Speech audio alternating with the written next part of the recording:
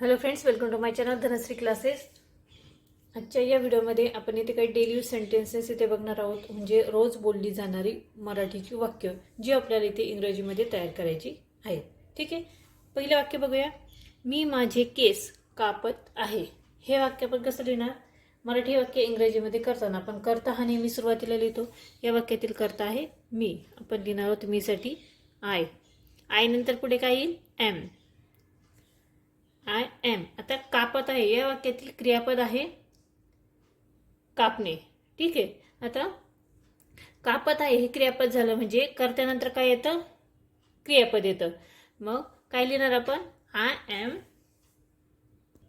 Getting. GETTING. I am getting माझे केस म्हणजे माय hair cut. ठीक आहे, इथे ING लावलेला आहे क्रियापदाला, त्यामुळे म्हणजे काय तर ही ती क्रिया चालू आहे. मी माझे केस कापत आहे. साध्या वर्तमान काळातील हे वाक्य आहे. चालू वर्तमान काळातील हे वाक्य आहे. पुढचं बघा. मी बस स्टॉपवर उभा आहे. हे वाक्य आपण कसं लिहिणार? करता सुरुवातीला म्हणजे आय. आय नंतर काय येतं? सहाय्यकारी क्रियापद येतं एम. I M.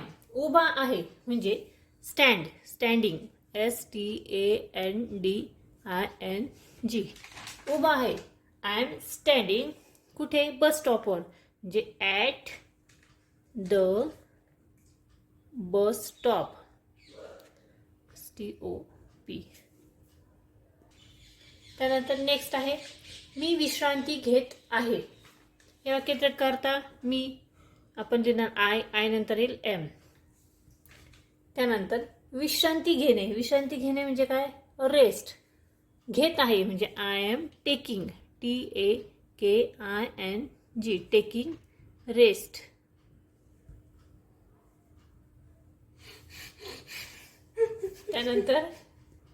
त्यानंतर पुढचं वाक्य आहे बघा. मी माझी रूम साफ करत आहे. करता मी आय लिहिणार आपण त्याच्यासाठी. नंतर येईल एम. I M. साफ करत आहे म्हणजे क्रिया चालू आहे. ठीक आहे, मग काय येईल इथे? साफ करणे म्हणजे cleaning. CLEANING. I am cleaning. काय साफ करत आहे?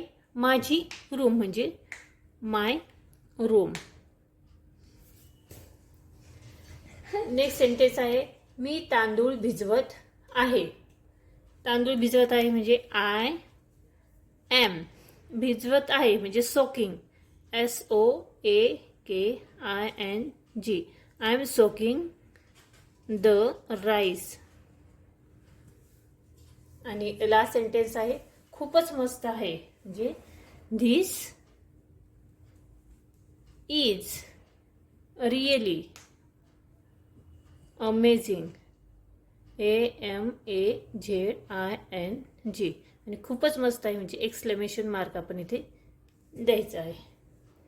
ठीक आहे, तर अशा पद्धतीने आपण इथे ही जी आजची वाक्य बघितली, ही सर्व जी वाक्य आहेत ती चालू वर्तमान काळातील वाक्य आहे.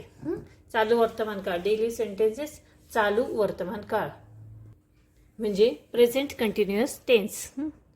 चालू वर्तमान काळ. कारण प्रत्येक वाक्यामध्ये इथे क्रिया चालू आहे असं आपल्याला लक्षात येत आहे. ठीक आहे, हा व्हिडिओ कसा वाटला कमेंट्स करून नक्की कळवा. व्हिडिओ आवडला तर व्हिडिओला लाईक करा, शेअर करा आणि चॅनलवर तुम्ही नवीन असाल तर चॅनल सबस्क्राईब करा. पुन्हा भेटूया पुढच्या व्हिडिओमध्ये.